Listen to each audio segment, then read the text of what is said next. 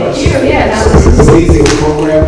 Obviously, with our business administrator, Rick Fernandez, who's a planner by trade, this is near and dear to his heart. But as was already mentioned, I think that the quality of our students, or the caliber as was already described, is amongst the highest. I'm so very proud of you guys, especially for this specific project, the scouting out areas for the bike sharing program, because I think it's going to be of great benefit to our city as we continue our approach to provide transportation opportunities. You know, most recently, me and the BA are so excited about this, we're going to start our free shuttle program very soon, where we're going to have a shuttle that travels around Main Avenue to Market Street, all the way up to the train station through our business district, completely for free, for seniors, for students, for individuals, and this is going to be encouraging to support local businesses, as well as provide, as I mentioned before and reiterate, transportation opportunities, and it's going to have the impact of less congestion on the road, because you might not need to take your car to go down to Market Street, go back to Main Avenue, but a bike sharing program would enhance this approach that we're taking. So I'm very proud of you for being committed for these 2 weeks, and I really encourage you to look into planning as an actual career opportunity. There's a growing need for it in municipalities throughout the state and the nation, and having the unique perspectives that you guys have growing up, especially in communities like ours, you bring such a dynamic and incredible view that I think you would be an amazing addition to the workforce in the future. So I hope you were excited, inspired, and I want to give the opportunity to our business administrator, Rick Fernandez, to say a few words. So let's give him a round of applause. So as the mayor said, my background is in urban planning, so I've been working with Deborah for a while now, and the way this all started, I was invited to the program in Patterson to speak, and I said there's no reason why this can't be happening in the city of Passaic for our students. And right away I spoke to the mayor. He immediately said, absolutely, let's figure a way to do this. And with Deborah's help, we were able to bring it to Passaic. This is our 3rd year that we're doing this, and I'm so excited. And I see that the program keeps getting bigger with much more talent, so I'm so excited that you guys were able to take part of this and kind of understand what it takes to do what we do here. One of the things I always tell you, I was going to be a gym teacher, and then I ended up being a planner because I didn't know about the field really until I started working in City Hall. So the fact that you have some exposure to different aspects of this, like engineering, architecture, planning, all while you're doing this may help you then realize if this is a career that you may want to continue with as you prepare yourselves to go into college. So once again, I want to thank you, I want to thank Deborah, the mayor, and everyone for being here and participating in this program. Thank you, thank you. Rick, I mentioned, Francine almost started a cop. We'll cop again.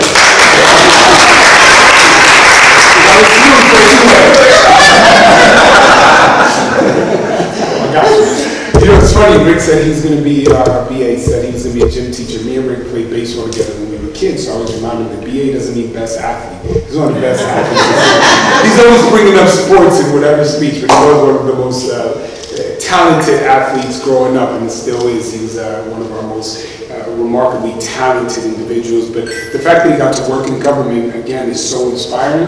And I want to take this opportunity also to highlight all our department heads who are here and all those that worked with you, and the fact that they're here to show their support just lets you know our approach in City Hall, not only to make sure that we provide the highest quality of service to the residents, but to inspire the next generations of professionals, because potentially, in 10 years from now, maybe even sooner, maybe a little later, you guys will be the ones sitting over here, and there'll be a bunch of young people sitting there, and you'll be telling them, we're so glad that you guys got involved in the program, because we did the program and now we run City Hall. So, or somewhere bigger, the state or the federal government. So again, thank you so very much for your participation. There were 3 years, have been 3 years of blessing, and we look forward to many more years of this program continuing in our city. Okay, thank you very much. Thank you. You guys ready? Yes? Okay. They're a little nervous, as high school students typically are, so I assure them that they're amongst friends and that they will see smiling faces in the audience, right? They can always look to me and I'll be smiling out for you. Yes? So without further ado, I present the 2024 Passaic City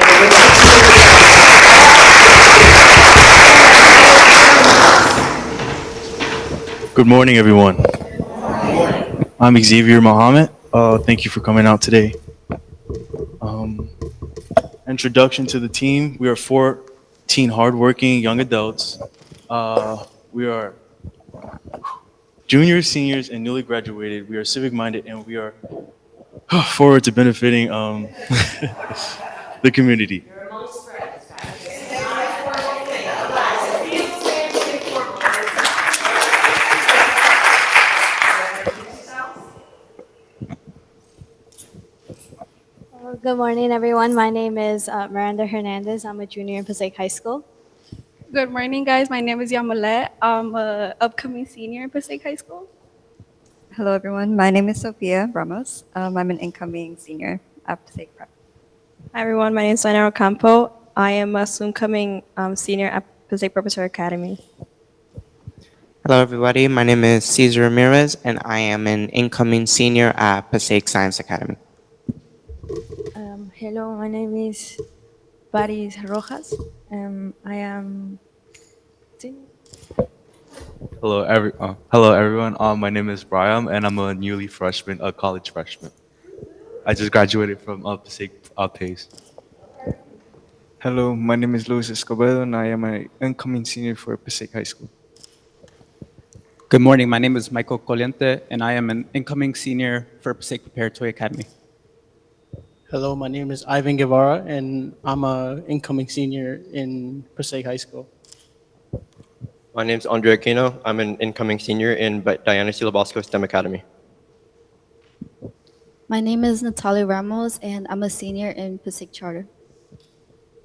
My name is Augustin, and I just graduated.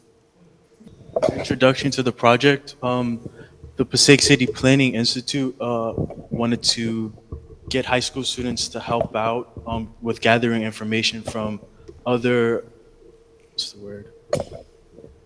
people from Passaic.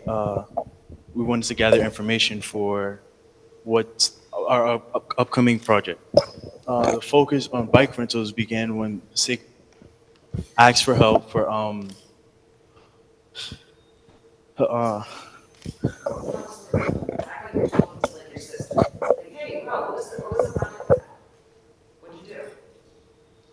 creation of, oh God, sorry guys. The focus of bike rentals began when the city of Passaic asked for help with the creation of bike rentals and the creation of a bicycle and pedestrian master plan. This year's focus is gathering information for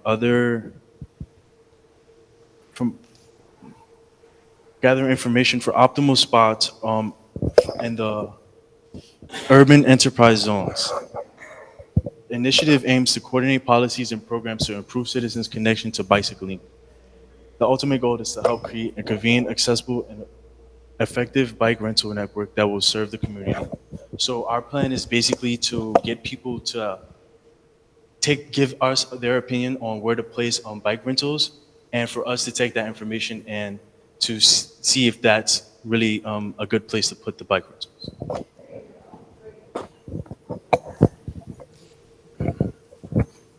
So in order to make this project come to light, we had to do a methodology. So in this methodology, we had two ways in which people were able to gather input. So the first one, we have a survey which asked people 6 questions. 3 of them were multiple choice, and 3 of them were free response. And then in those questions, we asked where they wanted the bike rentals, how far do they travel, and what area of Passaic do you live, which later you'll see, and it'll be like a big issue why we decided those 5 places. And then another method that we were able to ask is interview. Our team were able to meet at Maine, and then we were able to disperse different areas of Passaic. So we were able to ask local residents and also business goers about their input of this project.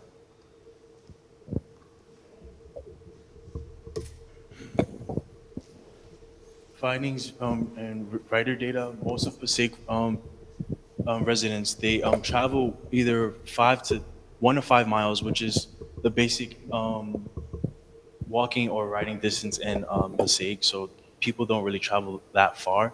And the other percentage either travels 5 to 20 miles away or 20 miles away, which basically means they're either leaving Passaic or coming back from wherever they were.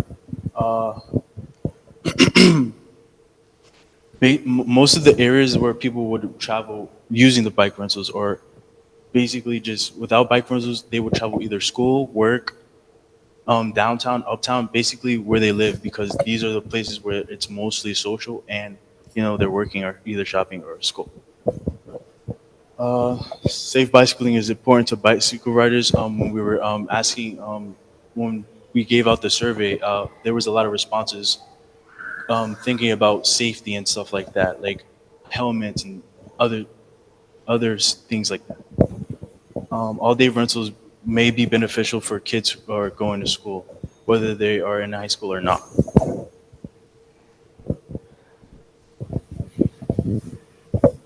Continuing on with the survey responses, the survey analysis, one of the major questions that we asked was, if you were to rent these bike rentals, where would you travel with? Where would you travel to with them? And this was really important because we got to see data on where Passaic citizens would actually use these bike rentals. And some of the most common responses were Passaic parks and Passaic schools. Some other responses were work, main app, and businesses. Some of these were a little bit broad, but it still gave us a good starting points on where to implement these bike rentals.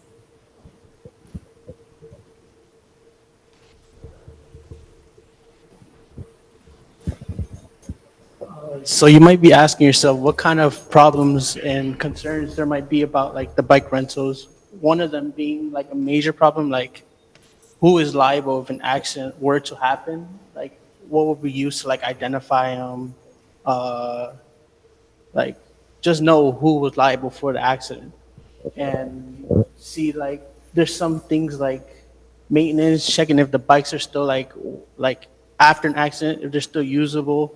So like accidents when they happen, the bikes most of the time aren't like stable. So sometimes we gotta like figure them out before like we let them out again. Because if we like let someone else ride it, like it might be liable towards someone else, and it might affect like how the bike plan might work out later on in the future. There were some recommendations that we had, like lock rentals, helmets, like e-bikes with like brakes on them, and like safety bikes for kids later on in the future. So like kids like elementary school or like high school students can like use them whenever they feel like it to go to school. And the frequently asked question would be like, how much would it be? Like, how much money would be spent on it? Would it be affordable for people that have like low income? And how would it affect later on like the bike plan, how money would be spent towards it?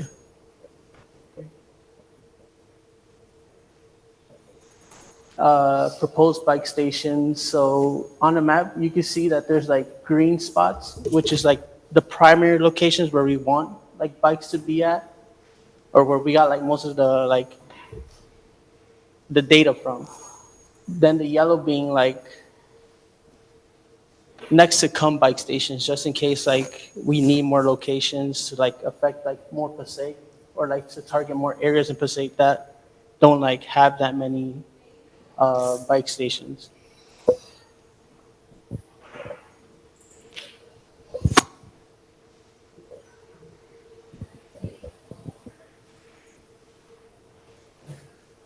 Proposed location number 1, Passaic City Hall, located in downtown Passaic, where many people go to different activities. It is a common point where people usually meet or take it as a meeting point for a group meeting or group party. Mainly because there are many shops and it is close to the rock and roll where many people go to have fun. It is also very close to the main avenue and food shopping centers such as Superfresh or Family Dollar.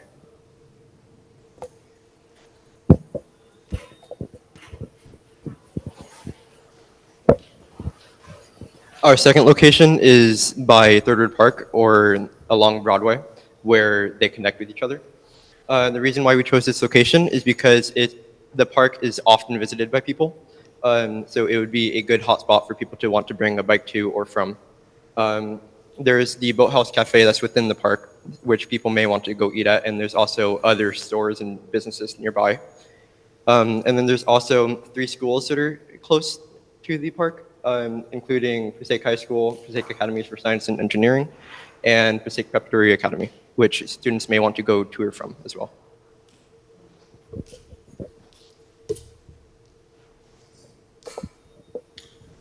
Okay, our proposed location number 3 is near School 11.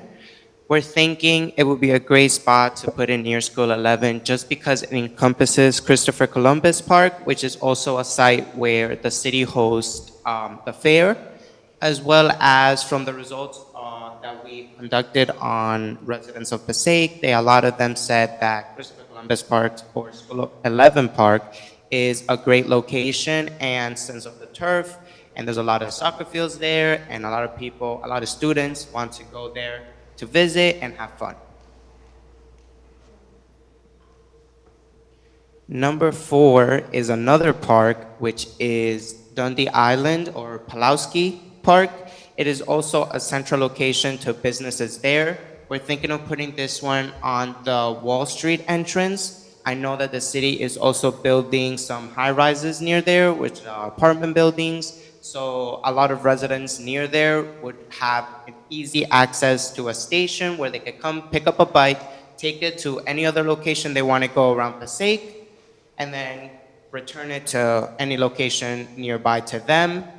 It also has access to nearby towns such as Garfield, where people could go to Walmart, they could go to Marshalls, Burlington, Ulta, any of those locations, or just bike around Garfield or Passaic.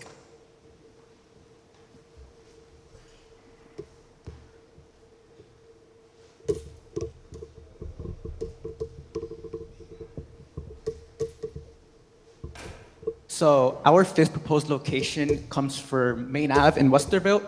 The reason I think this is important to install is because it is right above the Passaic Wolverine Stadium, and there are hundreds of Passaic athletes, and I believe that this is a hotspot that will benefit the Passaic athletes, because the last thing you want to do after practice, especially for football players, soccer players, track, baseball, I believe that the last thing you want to do is have to walk a mile or 2 miles home after working hard especially.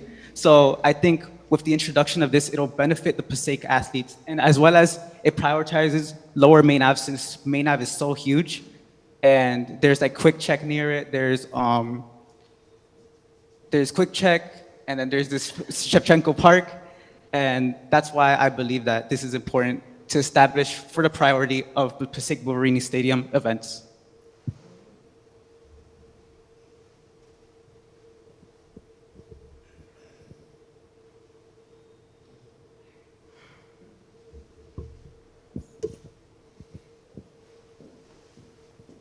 The 6th proposed location that I thought of was by Parker Ave, because stalking the mayor's Facebook gave me the fact that he's renovating the park into a water park. And I think that would attract many people. So having a bike rental there would make it easier for like the parents with their kids. So getting there with a bike would like spice up the fun when you get to the water park, because you're gonna be hot. And then it's near School 10, which is K through 8th grade. And I'm pretty sure they could ride a bike when they're in 8th grade, so it's probably really helpful for them. And it has all the shopping areas like Burlington, the Foreman Mills, and I know a lot of people, me especially, go there all the time, and it's a pretty like long walk from downtown or anywhere around town. Yeah.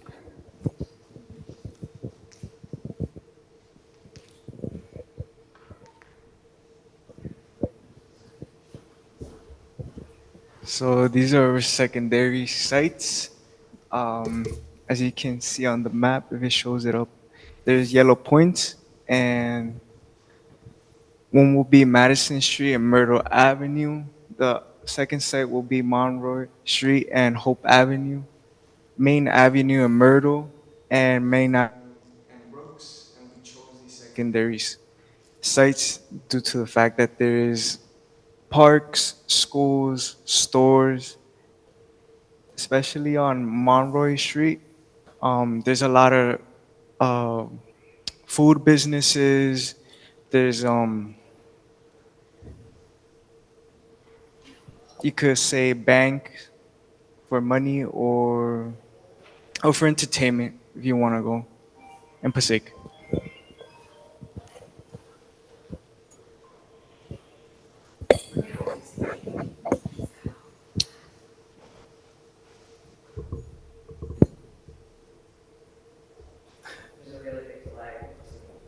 There's a high demand on bike rentals.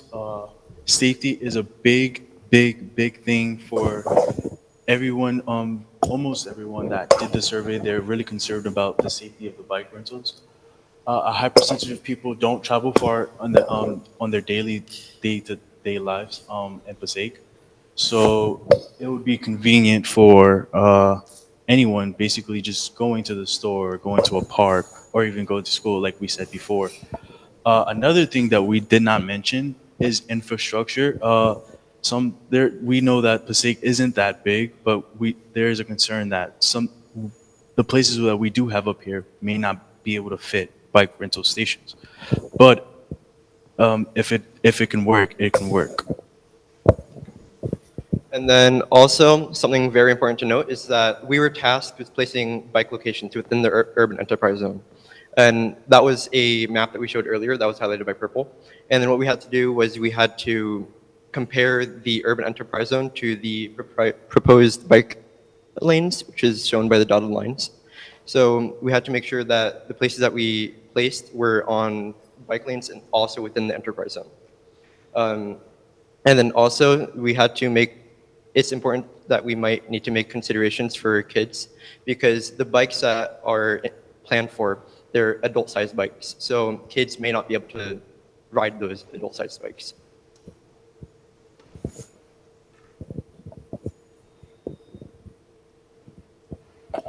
Thank you for any questions?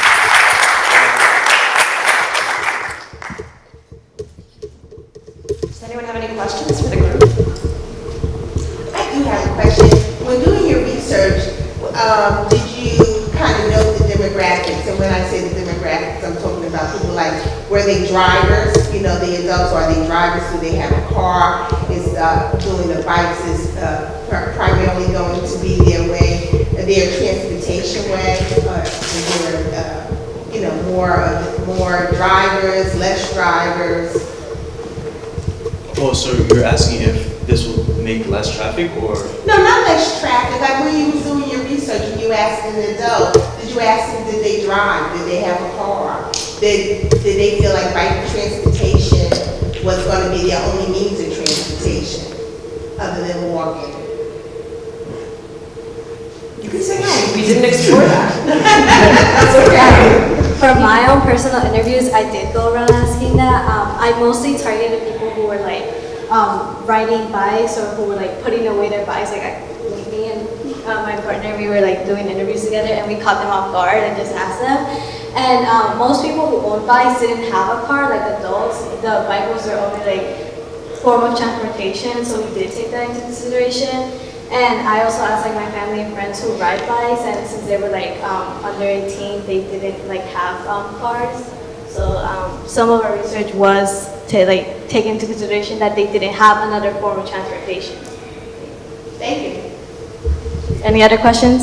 Yes. How likely would you utilize these bikes in terms of the bike sharing program, and would you use it to go to school and come back home, or to go shopping, or just to ride around the city? Me personally, I feel like both of them. I would use it to go to school and to go shopping. Depending on the cost, I probably would use it, but also I have my own bike, so I wouldn't like take up a space for somebody else that could potentially use it. But if I were to use it, I would take it to work in Clifton and just ride around, go to my aunt's house, friends' houses, and yeah, that'd be it. Anybody else? Thumbs up if you would use it, thumbs down if you wouldn't. So we all would use it, if that wasn't clear. Are we talking per ride? Uh, I did research on the city bikes that they have in New York, and what they do per time used. So I believe that 30 minutes, the first 30 minutes are free, and then any other time after that, you're charged like a couple of, like I would say $1 a mile. I don't know exactly, like don't quote me on the figures, but Is that model you guys would like? Or you would recommend the first 30 minutes free to get you everywhere to see? yeah, I think that would be better to get people used to the mode of transportation because I know a lot of people would find it hard depending on the way to pay. Like I know a lot of people don't carry around their phones, to sample Apple Pay, or just depending on the way that you guys implement it and implement the payment system. You could also do like a subscription service, something like that for commuter friendly people. But that's just something you guys have to look at. Additional charge for not taking the bike back to a station. Yeah, there is. Tell us a little bit about that. So that's again something that city does charge if you don't take it back. The way that they work, they use a subscription model. So, if when you go, you use your app, they give you a code, you unlock a certain bike, and then they'll track the bike. The bikes have trackers, so if you don't return it after a certain period of time, I think they charge your credit card. So that's the way they do it. I wouldn't necessarily know how we would do it here, just because not a lot of people are like financially illiterate or literate. Recommend us doing something like that to prevent people from leaving the bikes everywhere around the city? Yeah. For sure, yeah. Mayor, I have a personal experience with that. I forgot to click my city bike in Jersey City back into the locking mechanism. So they contacted me saying I never returned the bike. And if the bike wasn't found, it would be $1,500. And then they eventually located the bike and found it. I didn't have to pay it, but that's what the price was. Wow. Can any of you see a downside to that in terms of that process?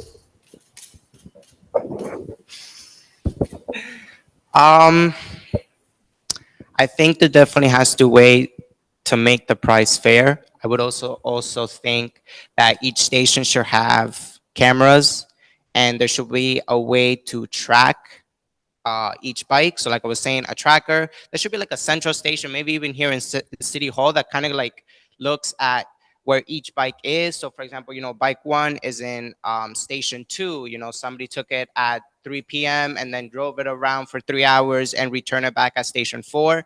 So there should definitely be a way to track where each bike is at all times. One of the concerns that came in and said that is what if somebody would have taken that bike and just stole it and kept it, you would have been charged with it. There was no way to confirm. So maybe seeing that there's an app where you could take a picture once you leave the bike and then send it on the app to confirm that you left the bike. So whether they registered or not, you have some kind of evidence, especially considering how many young people use mobile phones. It's always good, and that's just, I think, the sound advice whenever you return something. Make sure you have your own record and your own evidence, because with his story, imagine somebody would have taken it, they saw it wasn't clicked, that would have cost him $1,500. Something that I think we're maybe not mentioning either is that there was a lot of conversation about people who wanted to rent bikes for cash, who don't necessarily have cards on hand, or teenagers who don't have debit cards. But I guess if they're paying cash, there would be no way to hold them liable for returning it, right? There'd be no card on file. Yeah, you're right. And then concerning the trackers, I've heard like stories of people like taking like city scooters or like the electric scooters or bikes, and they'll strip them of their trackers and then just take them as their own. So it would be important to keep the tracker in a place where it wouldn't be easily accessible or taken out of. That makes a lot of sense. Any other questions? I just need to find out if they have like any impact and stuff. It's not only if the volume of traffic increase or decrease, but if it was impacted when you driving with traffic. Do they actually take this in consideration? Because we do have required to have like bike lanes and stuff like that, but they say I know they're probably gonna say, oh, they're gonna diminish the volume of traffic when people don't use the cars to use the bikes. But now you have bikes and cars at the same time. So, and then the age of the people using the bikes at the same time with people driving the cars. Do they have any?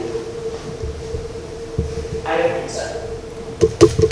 I don't think they researched like the age of the people that they were interviewing. Is that what you were asking? Sort of like the demographics and we did not question age. We didn't ask for any personal information. I think people were more inclined to answer survey questions. I think he's asking more about the research. Is there research that shows whether or not there's any regulation or restrictions in terms of age? Can anybody get access to the bike? Can an 11-year-old grab the bike and get on the street? And were there any research or concerns of bikes now being on the road with vehicles, especially considering minors? An 11-year-old grabbed the bike and went on the street where otherwise they wouldn't have had access to a bike because their parents didn't buy them a bike.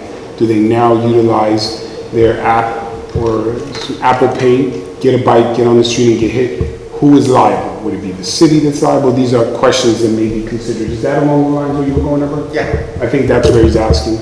In terms of the research, and that may be done in the future if you didn't do that research, to consider that aspect liabilities. Because whenever you provide something to the public or give access, you have to understand unless there's someone there to witness or to oversee it 24 hours a day, you run the risk that anyone can use it. And if a 9-year-old grabbed that bike and got on the street with no helmet, do the parents have the right to say the city should have created a mechanism or some kind of process to prevent that? Okay. So kind of answering, but kind of not. Something that what we were tasked to do was we were supposed to look at locations within Passaic and then determine what would be the best locations. We were not like involved at all with how the bikes work. So we can't really answer any questions about the mechanisms on the bikes. We can't really answer questions of how the bikes work or how they're going to be paid.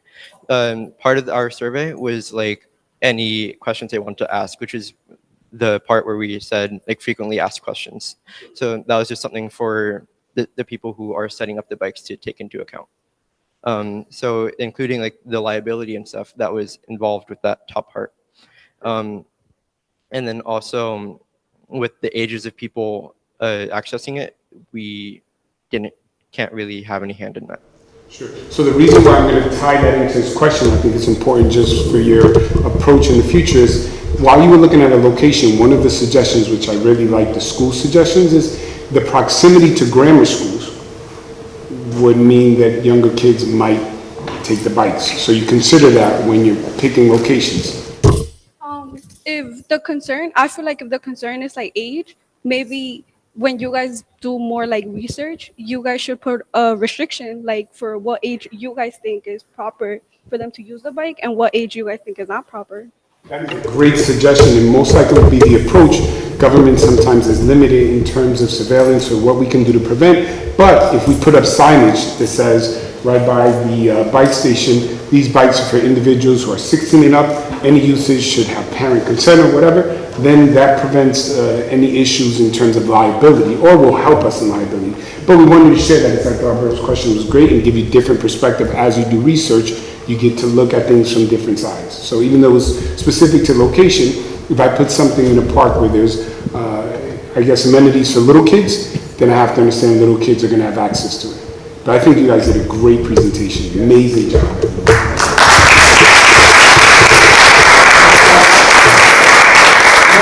Just along Alberto's line, when you first got this, it started with what presentation did you hear? When you first started here, what was presented to you? What was presented to us, he was talking about projects that you guys were doing in the past, and also bike lanes and what's it called? Yeah, the enterprise stations where bike stations should be, and like how certain bike lanes cut off and stuff like that. So that we didn't look too much into that, but yeah, that's what we were presented with when we first started. And then also within that presentation, they were asking about bike safety. So there was like a scale that they used to like kind of like quantify how dangerous or how averse to driving a bike would be in certain locations. So like things including like bike lanes or like the amount of traffic would change the safety for bikes, which is what they're trying to minimize in the coming years. So is it safe to say that even though that wasn't your primary task, you at least had a reference as you were looking at these locations that showed some of the studies that were done, right? Like which are the busiest streets, which are the most dangerous streets, as you were deciding which locations were the locations? We kind of had access to that because in that presentation, it did talk about that some, but I don't recall it highlighting which streets were the most dangerous. But that's something you can kind of like intuit, because the places where there's a lot of traffic, there's going to be more danger, and people are going to be more averse to using bikes and wouldn't want to rent the bikes. Excellent. Thank you guys so very much. And your suggestions we're going to take as we move forward with this initiative. You guys, again, you did an amazing job. Yeah, I will say that in other cities, I usually have to step in and support and finesse and tighten things up, and I never have to do that with Passaic students. They really generated the survey questions, they created their own plans, they divvied up their own work, they created the presentation, they created the maps, and they really did everything. It was nice to sit back and just watch. So I will say that you guys are, I'm going to just repeat it, that you are a caliber above any other student group that I work with. This is truly a completely student-driven project. You should be very proud of yourselves.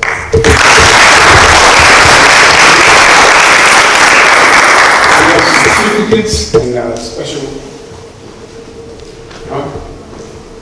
Yes. We have certificates and gift cards. Gift cards, you said $4 million each? How much? $400 each? All right, it's a little less than what I usually ask. With that money, you could have funded the bike lanes yourself. All right, so we're going to do the first one to Lorraine Lopez. Lorraine Lopez.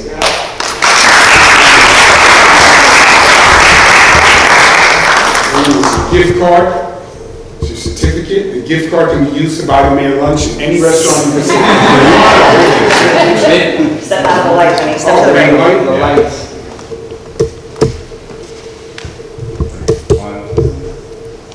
Everybody will send you the picture. Come on in the picture. You didn't send it to me. You didn't send it last time. You called me out in front of the Come on. All right, next person is Augustine Perez. Augustine.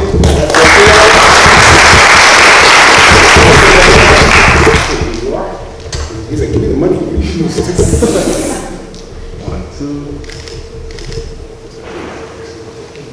I can do take the man any movie you want in the sake. No, the first one was funny. Everybody's like, stop. That's the only one. All right.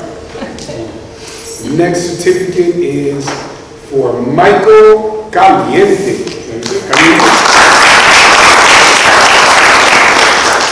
Literally kind of stuff. All right, here we go. I have so many dad jokes. Great job. And then we have Dayanera Ocampo.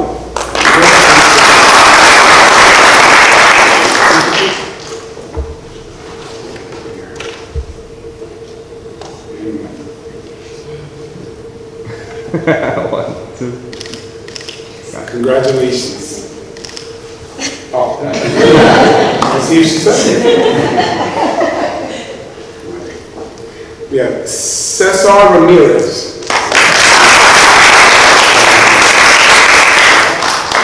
You're not joking with my money.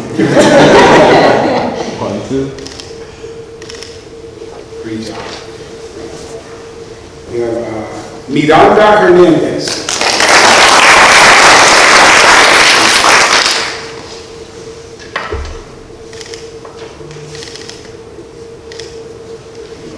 Thank you. Yvonne Guerrero.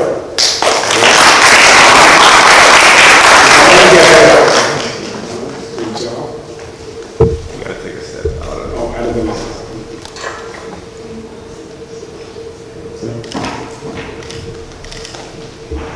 Thank you. Paris Rojas.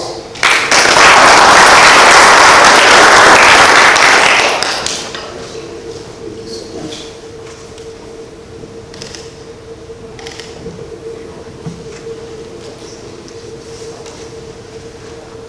Siamaleth Galvin, did I say that right?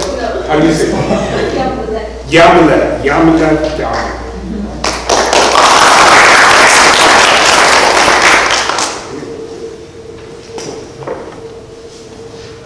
One, two. Thank you. Thank you so very much. Brian Moran.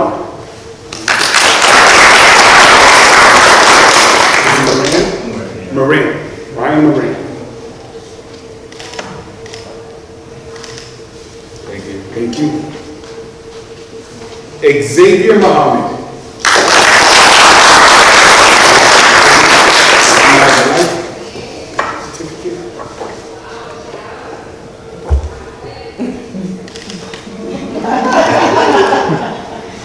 Congratulations.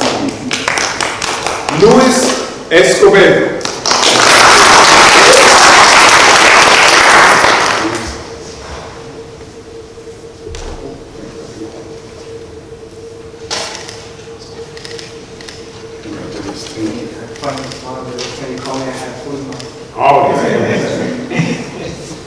Andre Aquino. If you didn't hear, every time I call him, he's eating, so he's getting the final smile for the picture.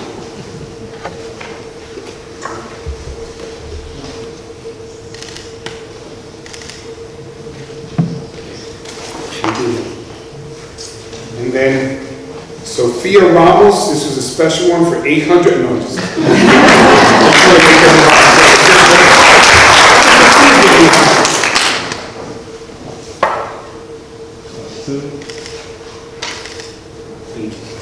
Great job.